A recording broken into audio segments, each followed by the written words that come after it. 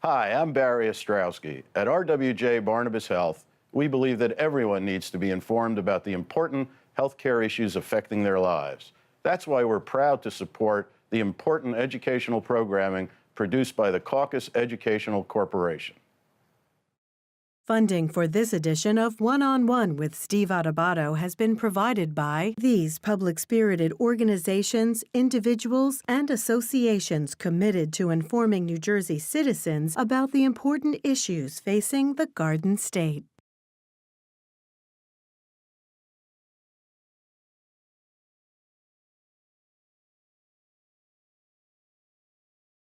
Promotional support provided by NJ.com. Small news, big news, true Jersey.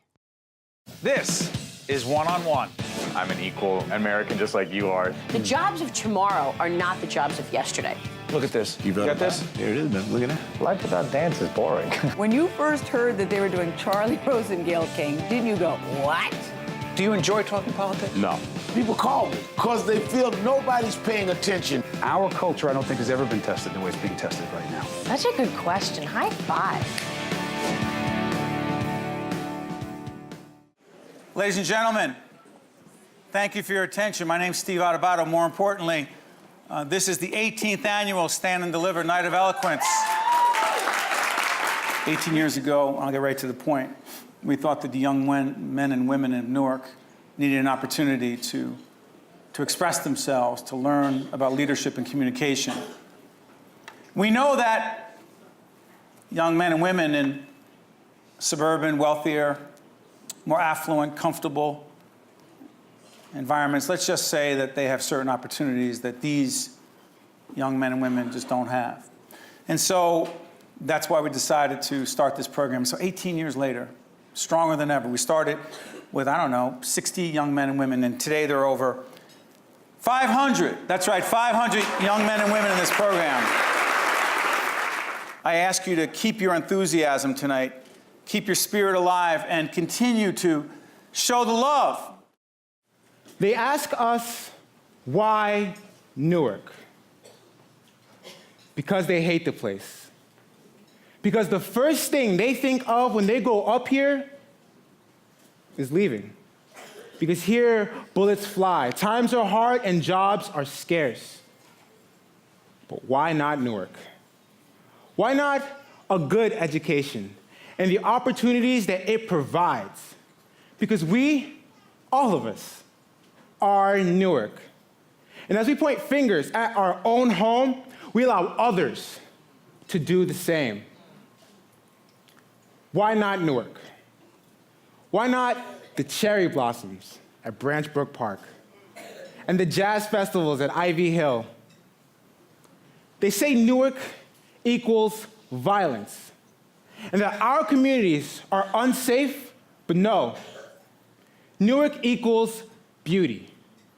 And believe it or not, our transit system is top in the nation. And our colleges are ranked among the best in the nation. So why then? Why do they only see the bad?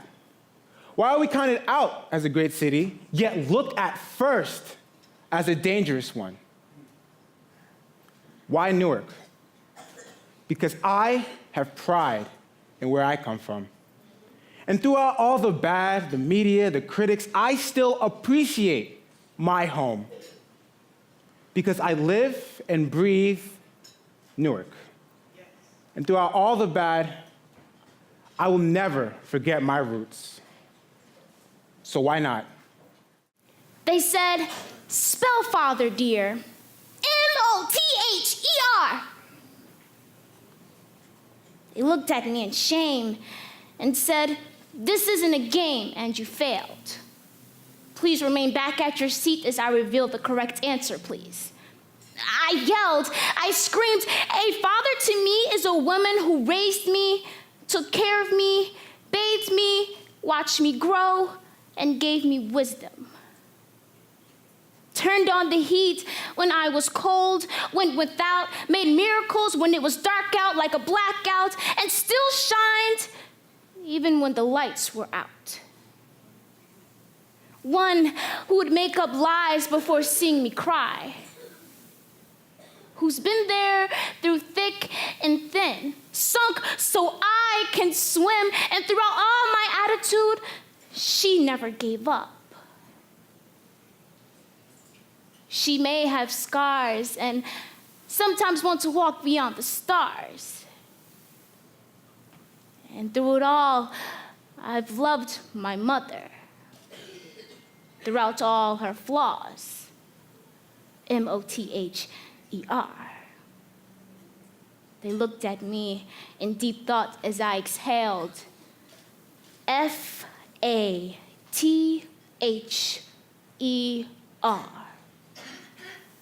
A boy. A boy who had me, but I grew up before. A boy that took his anger out on everybody else just to protect his stormy weather. A boy who wouldn't even acknowledge me. A boy that didn't even know my name. A boy who would show up in times of need that was late because of greed. A boy. F-A-T-H-E-R.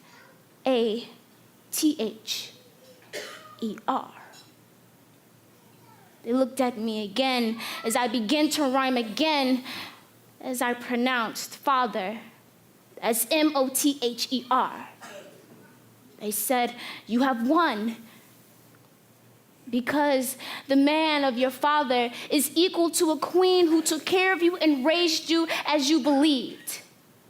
And I smiled as I pronounced father as M-O-T-H-E-R. Thank you. There is a boy who lives on the street, always alone and never has enough to eat. When he walks down the road, he makes sure his confidence shows. But when he's all alone and under the bridge, tears fall down his cheeks, and he feels scared and weak. But he will not let that bring him down. There's a girl who looks like she's got it all. But the truth is, people have never seen her fall. Always trying to please everyone, never thinking of herself.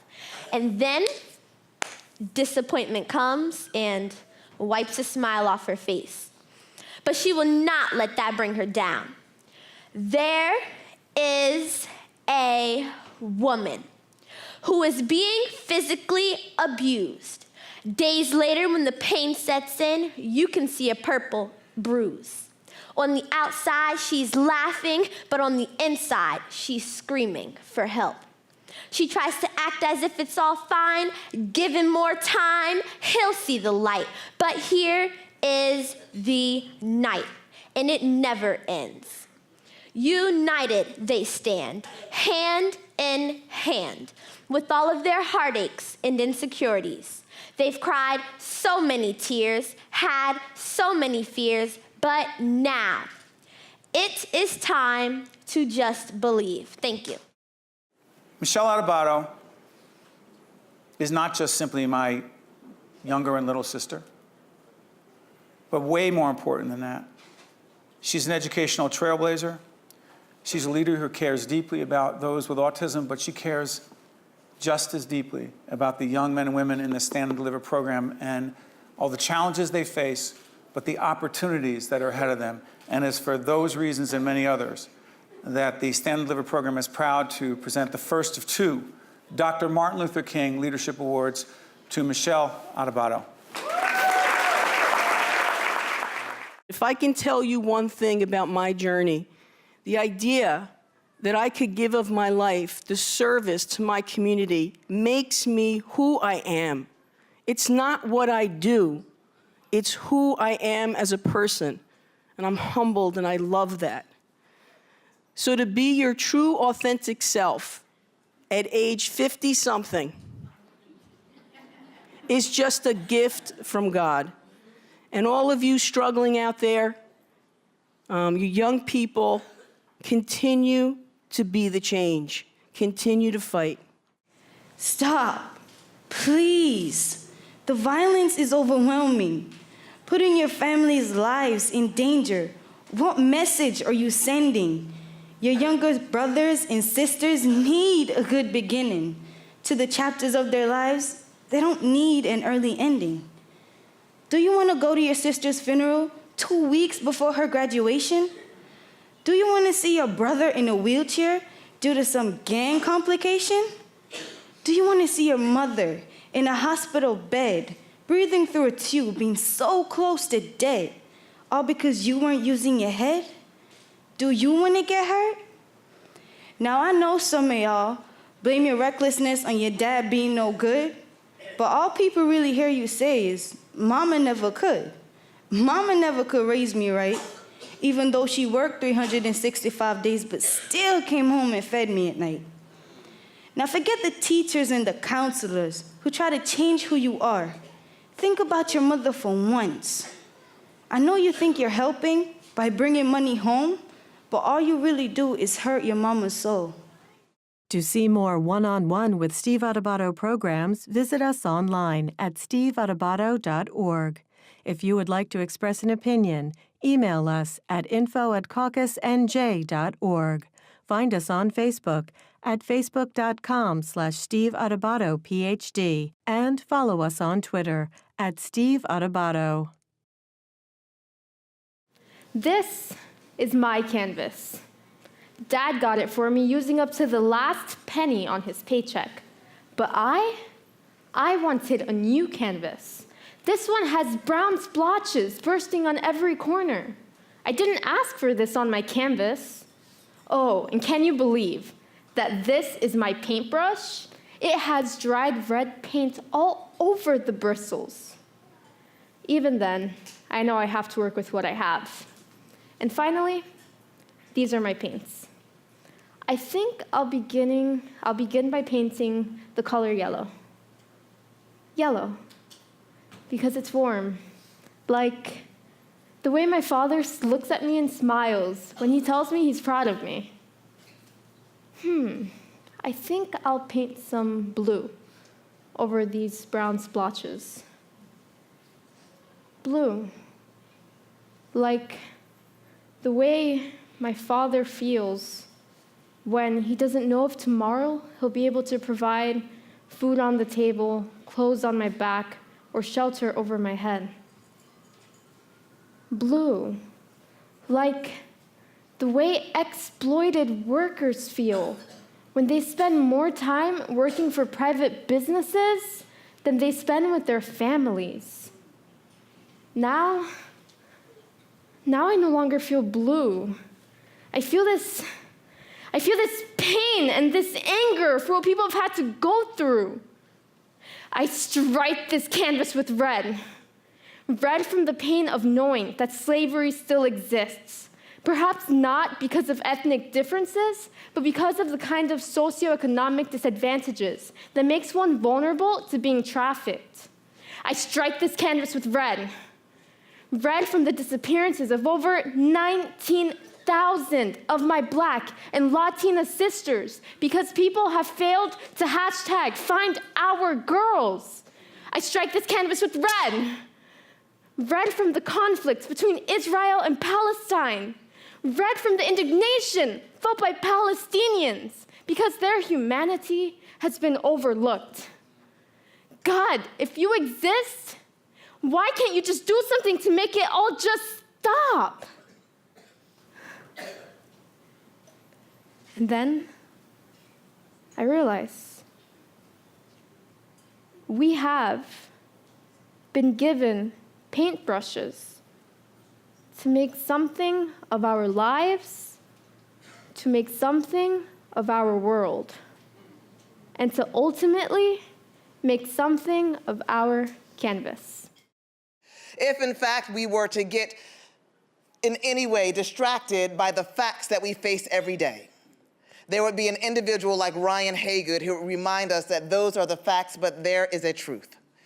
Ryan, in his way, as president and CEO of the New Jersey Institute for Social Justice, ensures that we understand that the truth is that we are here for a reason, that no one has hit this planet at this time, at this point in the trajectory of the history of the world by coincidence.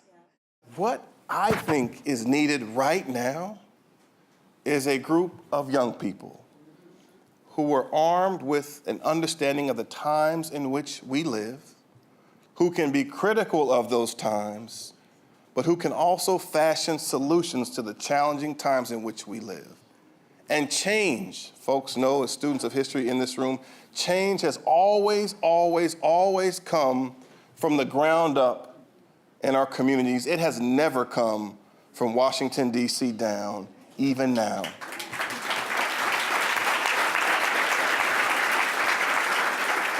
And so if what we want is to build an inclusive democracy, if what we want is to interrupt systems that deny human dignity and human respect to all Americans, if what we want is a criminal justice system that does not oppress people of color and other communities more broadly, if what we want is an inclusive democracy broadly, we have to create that from the ground up. Social media has made your friend your follower and your follower your friend, redefining what it means to have a true connection. You are lurking in the shadows of our friendship. In real life, I'd keep you at a distance. In real life, I'd actually have to tend to you to keep your attention. What does it mean when we meet one time and you ask for my Instagram so we can keep in touch?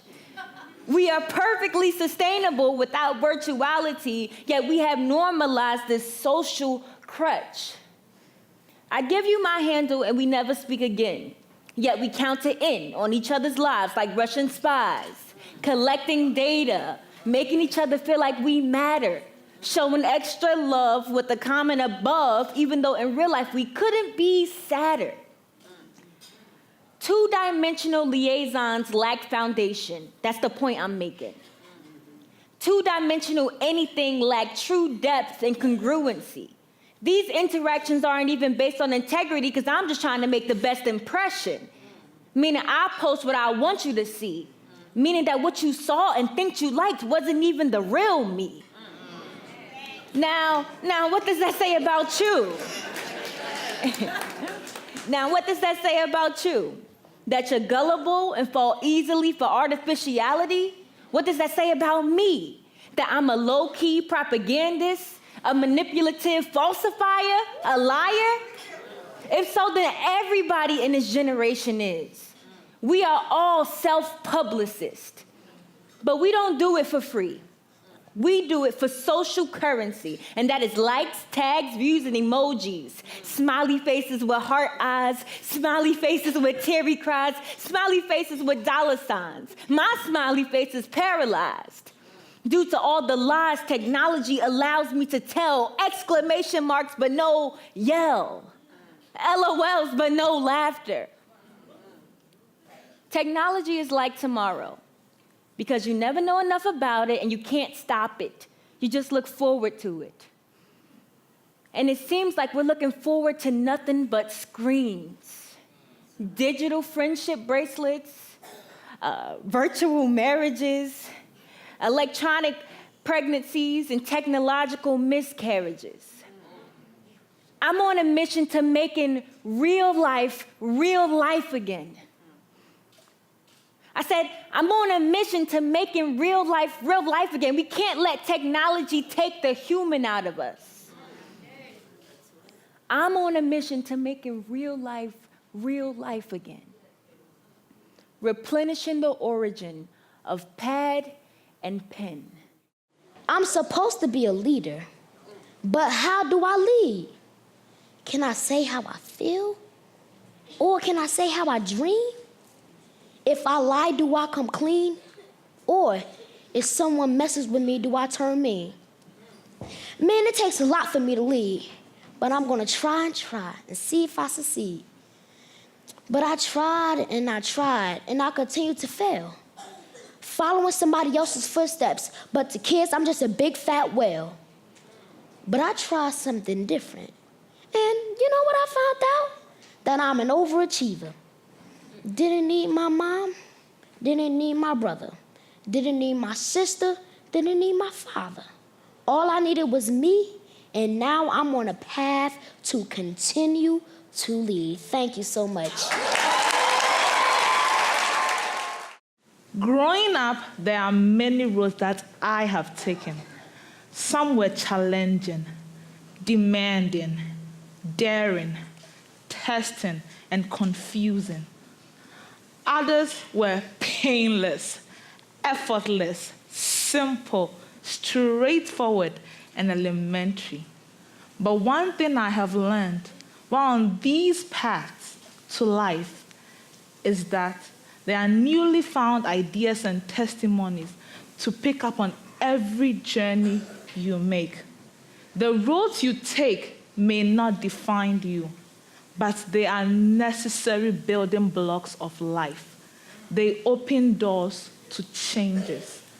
My grandfather once said, "The roads you take today leads to your tomorrow." They are the maps of life that we don't know of, that many describe as destiny, but are lying somewhere waiting.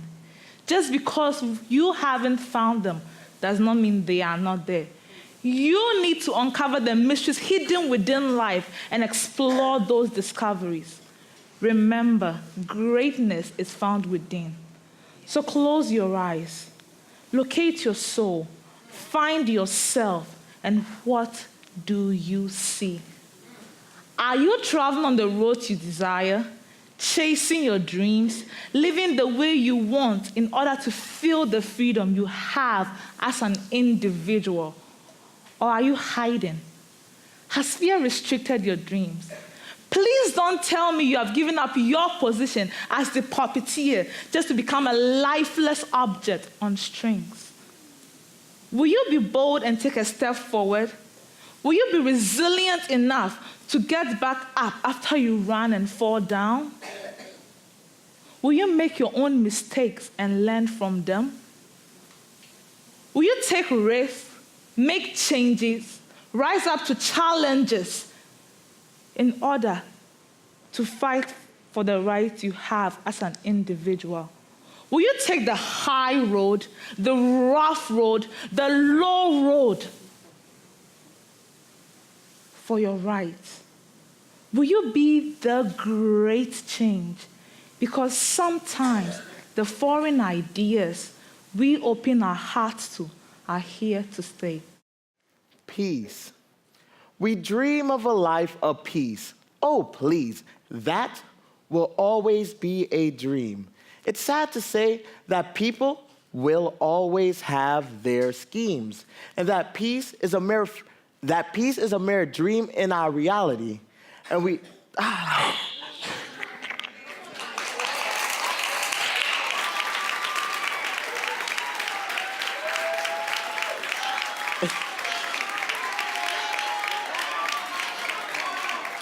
and that peace is a mere dream in our reality. Never mind said dreams. Too many times we try to redefine all of those bad times. We make them out to be something nice and sweet, when in reality, we're counting those crimes on our mind, body, spirit, and soul. The world is starting to take a toll. But there are things that we could do. Let us stand up against violence. Don't close your eyelids. There's no peace in silence. Let us not dwell on our ignorance while building a fence of self-defense while we arm our children for wars that make no sense. It's sad to say I see humanity going down the drain, and there's no water or rain that can wash this pain. But peace is something the world needs. So let us turn our back on greed. Let us stand up and be the change. Thank you. I read a mistake. Stay there. Hey, come on. Listen, you stayed up and you did this. You hung in. You know what I mean? Put your hands together for Paul Walker. Listen. So let me ask you this. Paul, I don't want to put any extra pressure on you, but listen to me. When people get up here, and that program is called Stand and Deliver, it's not called sit on your butt and watch other people get up and stand and deliver while you just watch the parade go by. So Paul had a moment, and he could have folded. And a lot of people fold. They say things like, I'm uncomfortable and I can't do it. But Paul stayed.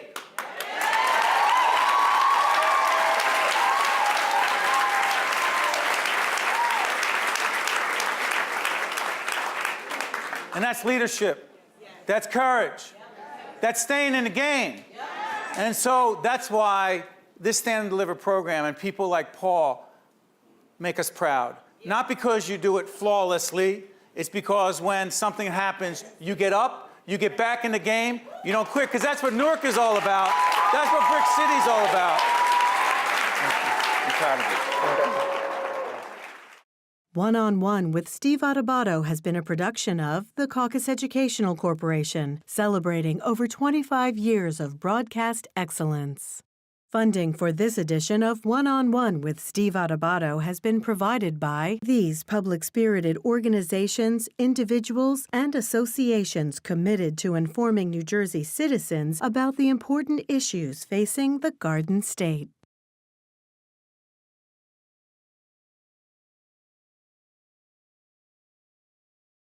Transportation provided by Airbrook Limousine, serving the metropolitan New York, New Jersey area.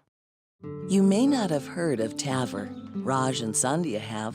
It's the minimally invasive alternative to open heart valve replacement.